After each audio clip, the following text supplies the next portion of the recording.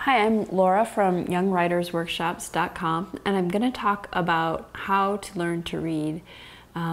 Reading is such a long process, and it can be so different for every person. So that road may be different. There's some basic things that learning to read that are included with learning to read, and one of them is phonics.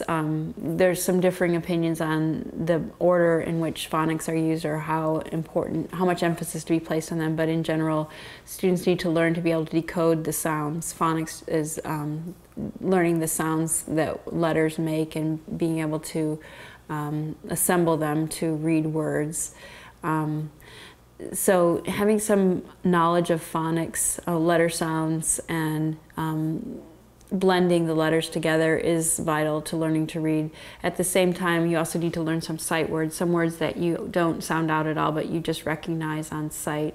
So combination of sight words and phonics helps children begin to be able to decode words.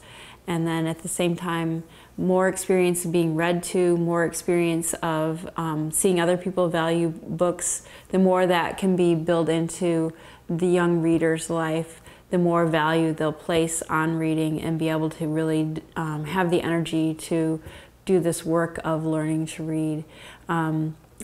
The more you can relax about teaching reading, the better, because it can be very stressful. A child can pick up on an adult's sense of urgency, and it can make them very tense and not open to the things that they need to do to learn to read. So try and make it a relaxed process as much as possible. Try not to worry, because every child has their own timetable for learning to read.